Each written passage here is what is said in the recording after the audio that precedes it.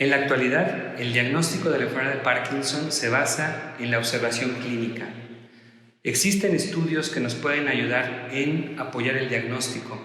Uno de ellos son estudios que se llaman DAT-SCAN, donde se utiliza un radiomarcador o un estudio especial donde marcamos las células de dopamina que ya están perdidas. Esto es, si se ve que capta, entonces el paciente no tiene Parkinson. Si no capta, tiene Parkinson. Sin embargo, son estudios muy caros y que por lo regular no tienen una contundencia definitiva para el diagnóstico, de tal manera que sigue siendo el diagnóstico clínico con la observación. La base es la bradicinesia, que es cuando el paciente tiene disminución en la velocidad de su movimiento y lo nota el paciente con su vida diaria, se vuelve más lento. La rigidez, donde la escritura empieza a ser menos ágil, más trabada, más chiquita, su marcha se hace con pasos más cortos.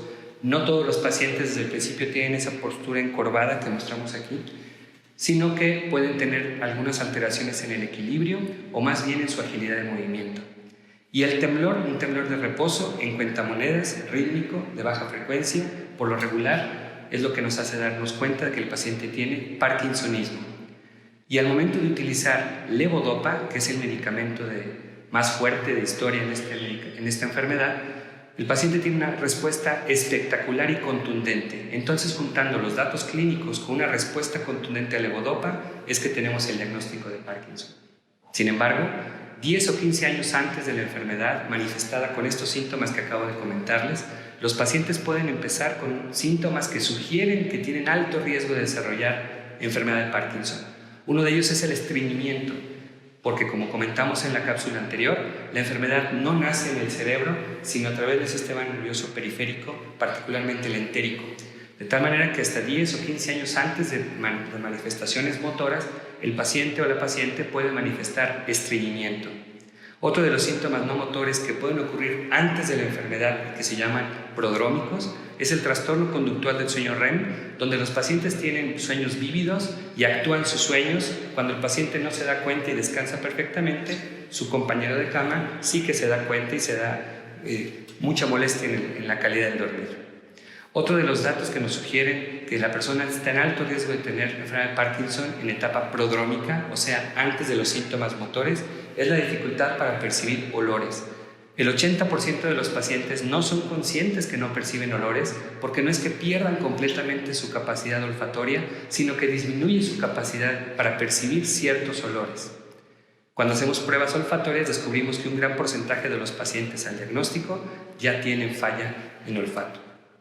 Otros síntomas que muchas veces no tomamos en cuenta, pero que pueden avisar que la persona está en alto riesgo de tener Parkinson, es la depresión y la apatía, también como la ansiedad. Son los pacientes que tienen cuadros depresivos de difícil tratamiento y que además pueden tener otros de los síntomas que ya comenté, como estreñimiento, trastorno conductual del sueño REM, problemas de la percepción del olfato. Entonces, esos pacientes hay que intervenirlos de manera temprana para buscar detener su progresión para Parkinson. Al momento del diagnóstico, hasta el 50% de los pacientes con enfermedad de Parkinson pueden tener deterioro cognitivo leve, esto es, algún deterioro en su función cognitiva que no interfiere en su rendimiento diario, pero que ya es una marca no normal.